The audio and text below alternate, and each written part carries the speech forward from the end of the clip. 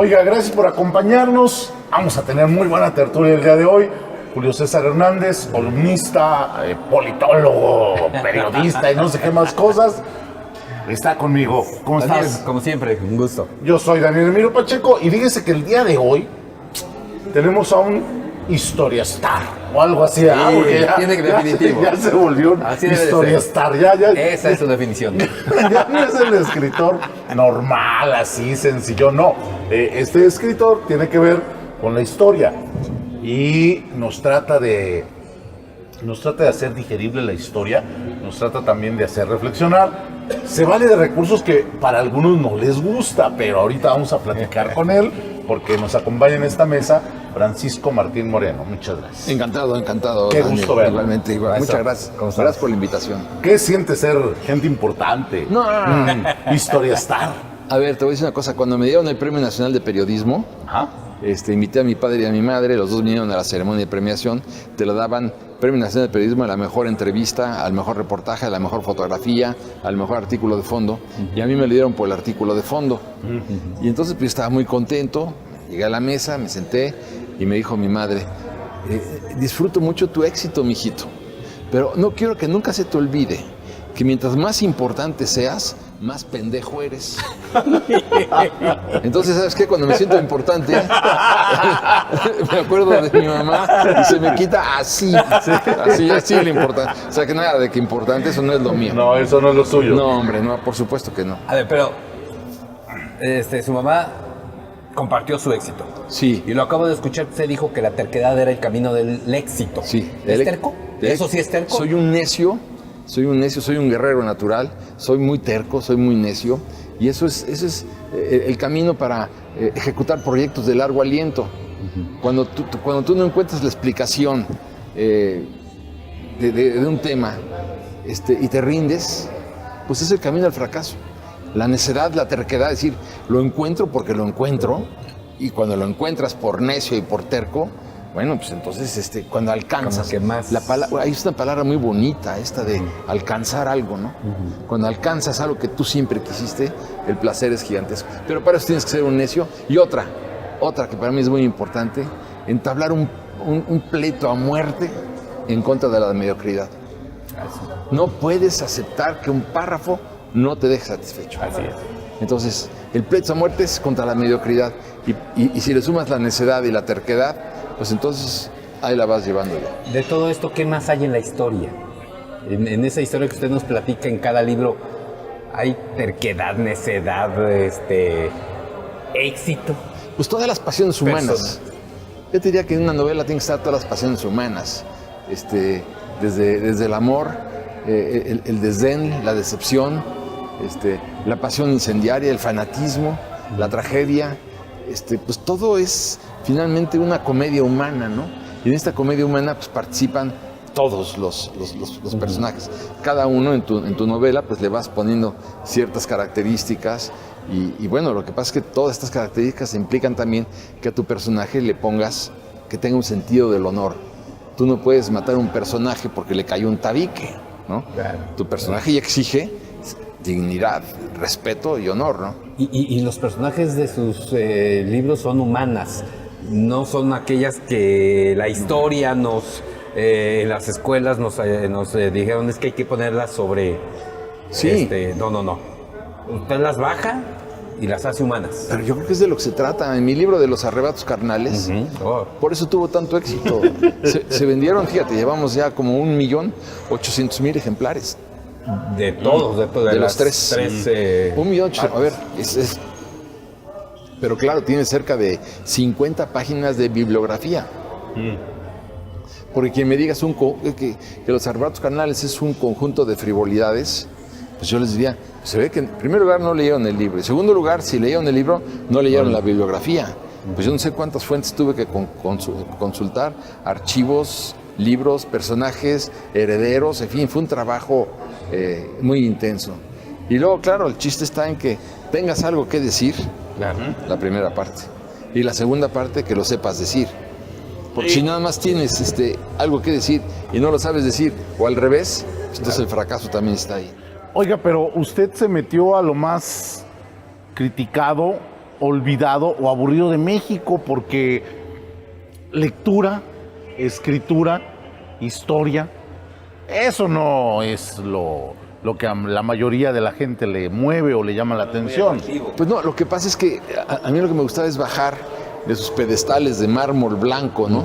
A los próceres, si se le puede decir así, héroes de la historia, y ponerme a hablar con ellos en paños menores. Ah, sí, pero para llegar a ese punto primero tuvo que conocer a esos próceres de la patria. Bueno, claro.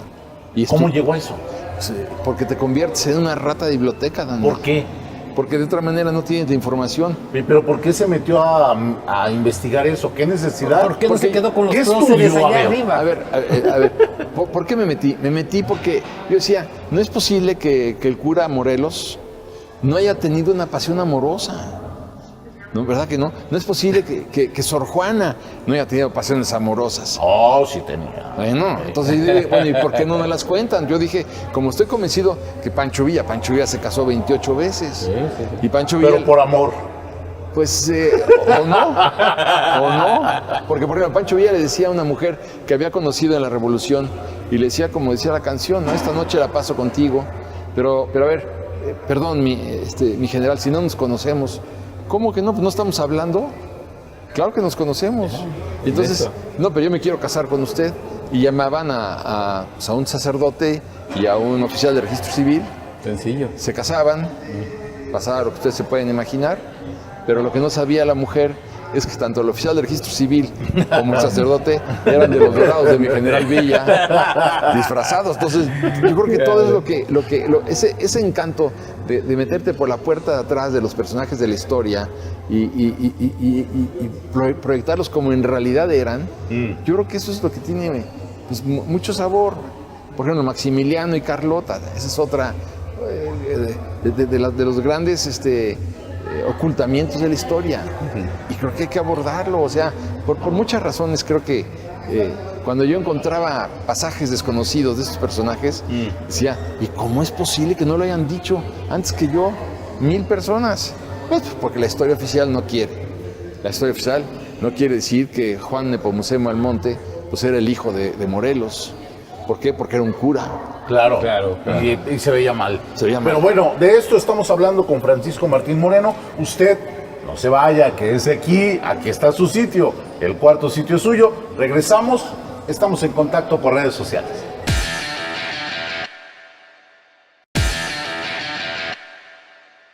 Y bueno, ya que entramos a la parte de la historia, ¿cómo es que usted se mete a estudiar historia? ¿Qué estudió usted? Yo soy abogado y me especialicé en impuestos. ¿Y qué cuernos anda haciendo desnudando héroes patrios? Porque yo me di cuenta que había cometido la peor de las traiciones que puede cometer un ser humano. No fue feliz. Bueno, ya claro. Decía vos. No, el peor de las traiciones es cobrar impuestos. No, Andar cobrando impuestos. Esa es una, pero la otra es traicionarte tú mismo. Yo quería ser escritor, pero me había dedicado toda mi vida a darle gusto a mis padres, a mi exesposa, a mis hijas, y a eso me había dedicado yo. ¿Y yo qué? O sea, yo vivo para los demás. Entonces me di cuenta de que si yo me amargaba como me estaba amargando, iba a amargarle la vida también a ellas, que era supuestamente lo que yo quería preservar intacto. Y entonces fue cuando dije, no, si yo quiero que todo el mundo esté bien, yo tengo que estar bien. Y para estar bien tengo que escribir. Y entonces llegó a mis manos un libro. Ya estaba yo prácticamente decidido, porque trabajaba en la Secretaría de Hacienda, como les decía.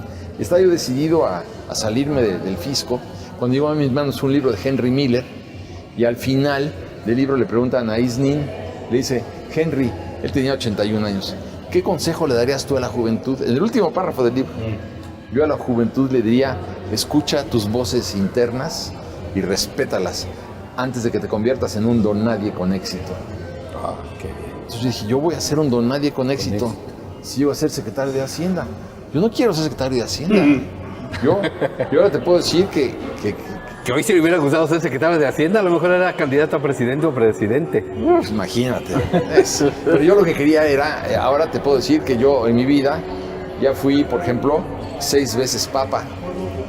ya fui como 8 veces presidente de los Estados Unidos, ya fui como 14 veces presidente de México, ya fui robavacas, ya fui piruja, ya fui monja, ya fui todo. He vivido 200 vidas.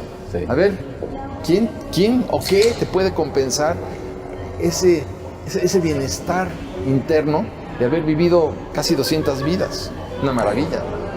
Claro. Entonces por eso pues este mismo libro de México Secreto, pues para mí era muy importante, porque cuando lo descubrí es un telegrama que le manda el emperador de Alemania a Venustiano Carranza el 17 de enero de 1917, y ahí le dice: señor presidente de México, yo, el Kaiser de Alemania, le propongo que Alemania, Japón y México, los 3 países juntos, le declaremos la guerra a los Estados Unidos.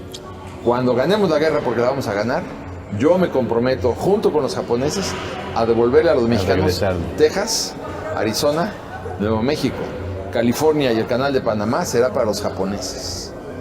Con la novedad que el telegrama lo intercepta la inteligencia inglesa, lo descifran, lo desencriptan y se lo manda al presidente Woodrow Wilson a la Casa Blanca. Woodrow Wilson enfurece y publica el telegrama en todos los periódicos de la Unión Americana.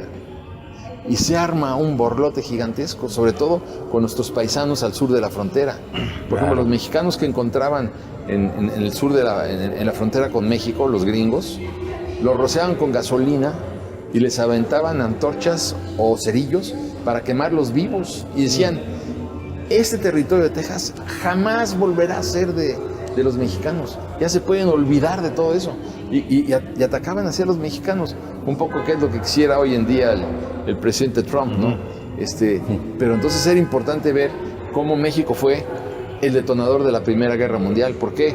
Porque cuando el presidente Wilson se dio cuenta de esto y supo y descubrió el telegrama, y el ministro de Relaciones Exteriores de Alemania, Arthur Zimmermann, confesó en el parlamento alemán que él había mandado el telegrama, entonces Estados Unidos le declaró la guerra a Alemania, y por eso México es el detonador de la Primera Guerra Mundial. Ese es el chiste de todo esto, que es lo que hay que decir. ¿Por qué? Porque gracias al telegrama Estados Unidos le declara la guerra. La guerra está ya en 1914 con el asesinato del archiduque en Sarajevo. Bueno, ahí está ya, ahí empieza la guerra, que fue en agosto de 1914. Pero el telegrama Zimmermann llega en enero y Estados Unidos declara la guerra hasta abril del 17.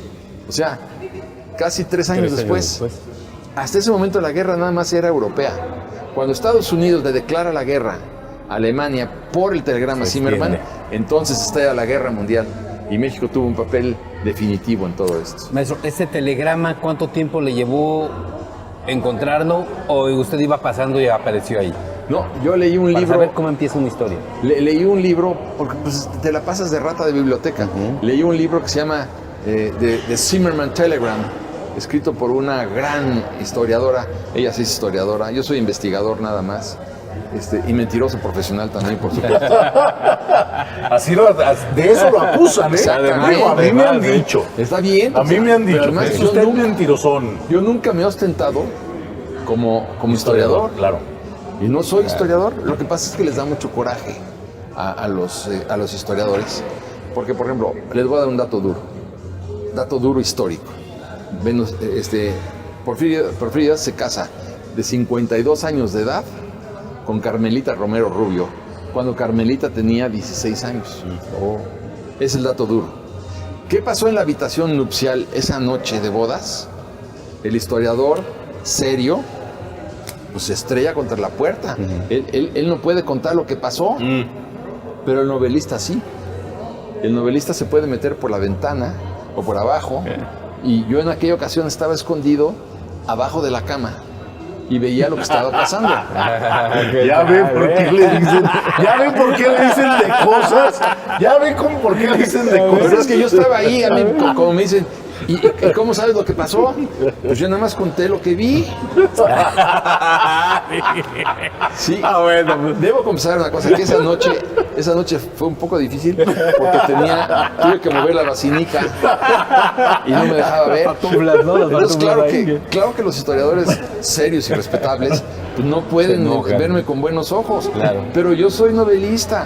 Lo que pasó en esa habitación, ellos no lo pueden decir. Ellos, su crónica comienza y termina con la boda de Porfirio Díaz. Punto. ¿Qué Ahí. pasa adentro? Solo yo lo sé. Híjole, pues así está. En ese plan está Francisco Martín Moreno, que siempre le tira a México, ¿eh? O sea, siempre sus libros tienen que ver con México. Vamos a ver por qué, regresando a esta pausa. Aquí está su lugar. Volvemos en un momento.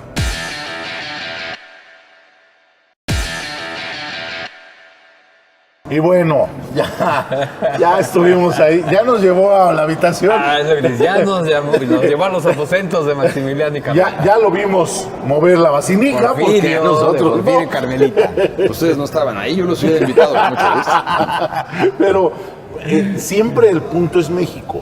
La historia de México, Sí, la religión de México, sí, el petróleo de México, sí. las guerras de México, Sí. siempre es México. Siempre quiero explicar México. Ese es, ¿Por qué? Porque yo creo que, y lo decía muy bien el Marqués de Santillán, decía, quien no conoce su historia está condenado a repetirla. A ver, si yo, en México Negro, por ejemplo, ¿quién financió la Revolución Mexicana? ¿Y por qué? Si yo hubiera hecho un ensayo, pues hubiéramos hecho a lo mejor, ¿qué te voy a decir? 20,000 ejemplares como ensayo. Como novela histórica, pues brincamos ya del 1,000,000.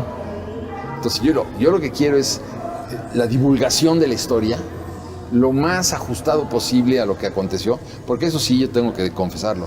Si yo le pierdo el respeto al hilo conductor de la historia, el lector me lo va a perder a mí.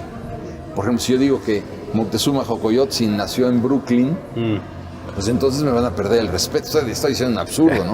O sea, yo tengo que respetar el hilo conductual de la historia y ajustarme lo máximo posible a eso. Lo que haya pasado, por ejemplo, una vez que se reunieron, pensemos, Álvaro Obregón y Plutarco Elías Calles en el castillo de Chapultepec, estamos hablando de mayo de 1928. ¿Qué hablaron ahí? Lo tienes que estudiar. ¿Qué desayunaron? Pues es igual, ¿no? Si desayunaron huevos rancheros o machaca, que les gustaba a los dos norteños, y tomaron cerveza, no tomaron cerveza, cómo era la voz de uno, cómo era la voz del otro, qué pudieron decir. Entonces, sí hay cosas que son absolutamente irrelevantes, pero para mí no. O sea, para mí sí es importante ver qué podían haber dicho en ese momento Obregón con Calles, porque Calles ya estaba pensando en asesinarlo, ¿no?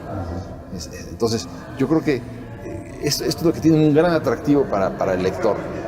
La interpretación, a veces humorística, a veces erótica, pero ese es el sentido de todo. Ahora, los hechos, esos no los podemos mover. La interpretación de los hechos, ese es mi problema.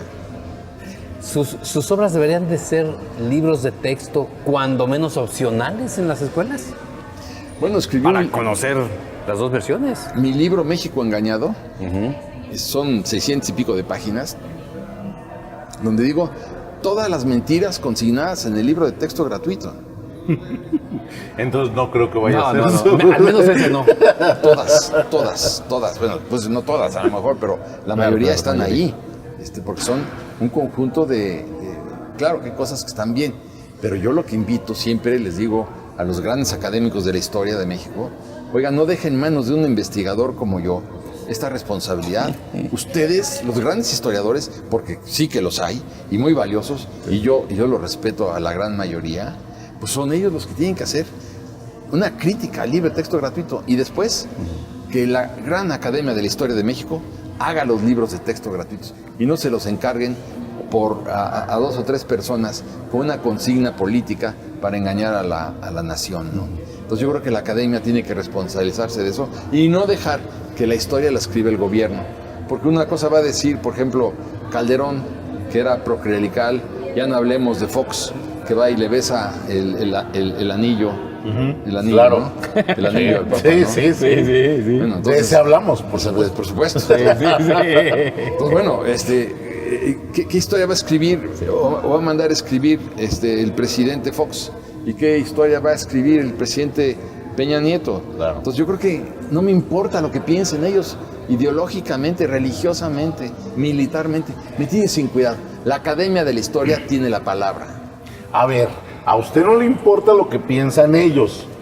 ¿A los mexicanos les importa lo que piensa la historia? Sí. ¿O lo que ha sido la historia? Bueno, tenemos un programa de televisión que se Los llama conspiradores. el Refugio de los Conspiradores. Tenemos el primer lugar en la televisión cultural. ¿Por qué? Porque lo primero que hacemos es contar historias, pero historias verdaderas, pero con sentido del humor. Entonces la gente le gusta. Si empezamos a hacer nuestro programa en tono doctoral, porque el 16 de septiembre de 1810 ya se acabó todo. Entonces el chiste es comentar, transmitir conocimiento con sentido del humor, y por eso tenemos éxito. Pero realmente al mexicano le importa la historia de México. Sí, yo todos los días me encuentro personas que se acercan a la mesa, me encuentran en la calle, en un elevador, y están muy contentos de esto. O sea, lo que importa es saber contar la historia. Y lo que pasa es que, a ver, fíjate qué dato. Si tú tienes un hijo o una hija que estudió historia y quiere escribir un libro de historia, pensemos, voy a poner un nombre sobre la mesa, Agustín Iturbide, se puede dedicar 3 o 4 años a escribir el libro. ¿De qué va a vivir? Exactamente. Bueno, pero cuando acabe el libro, ¿quién lo va a comprar? ¿Quién lo va a comprar? ¿Y cuántos van a vender? ¿Sí? O sea, si tú me dices, voy a vender 3,000 ejemplares y se va a ganar 3,000 ejemplares a 300 pesos, que se gane 30 pesos por ejemplar, después de trabajar 3 años, se va a ganar nada. En México gana más un albañil cucharero joven que un historiador. Esto es lo que no puede ser. ¿Qué hacen en Estados Unidos? Pues te sale la Fundación Rockefeller y te dice, oye Daniel, ¿tú quieres hacer este libro sobre Pancho Madero? Sí. Pues aquí tienes $4,000 mensuales. Dedícate a eso, nada. Y te van a poner un tutor para que no le tomes el pelo. El tutor te va a revisar cada 15 días los avances que vas teniendo. La productividad, por supuesto. No están ahí los $4,000 y ahí te ves, ¿no? Así es. Pero también está muchas fundaciones de muchos bancos, muchas fundaciones de muchas universidades. Por ejemplo, la Universidad de Yale tiene $9,500 millones en sus arcas. Aquí las universidades, lo estamos viendo, están quebrando porque no tienen ni siquiera para pagar. No, las tienen ya en edificios. Ya son edificios y entre otras cosas. Ya los mandan a los sobrinos y a la cuñada de vacaciones. Exactamente. Digo, perdón, a estudiar una maestría. Bueno, pues yo digo, pero ahí tienen esos proyectos y tú dices, oye, yo quiero hacer un proyecto alimenticio para demostrar que el maíz es un alimento que deja pocas proteínas o la calidad nutritiva es muy baja y seca la tierra, y te dicen, va, y te dan el dinero.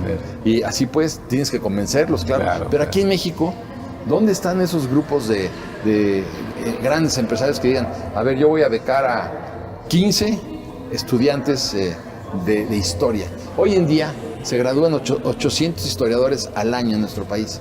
Y la mayor parte van a dar a las páginas de sociales en los periódicos o se van a trabajar de maestros de escuela, pero no producen historia. Exacto. Que la idea es que produzcan historia. Estudiaron. Claro, porque de esa forma, pues, no se aprovecha lo que estudiaron. Pues no. Estamos perdiendo. Estamos perdiendo. Y un país que va perdiendo la sustentación porque no conoce su historia es como un árbol que se va secando hasta que finalmente se cae. Si dicen que la historia la escriben los vencedores, Francisco Martín Moreno se encarga de hacer el trabajo de los que fueron derrotados al contar la historia. Y también de decir quiénes son los vencedores, ¿no? Y cómo nos fue con los vencedores. Que esa es otra historia. Pero bueno, será otro programa, será otra tertulia. El día de hoy esta terminó. Julio César Hernández. Daniel, como siempre, muchas gracias. Maestro Francisco Martín Gracias, Moreno. Daniel, Muchas gracias. maestro. Yo soy Daniel Emilio Pacheco. Gracias. Oiga, nos vemos la próxima semana. Aquí está su lugar. Nos vemos en la próxima tertulia.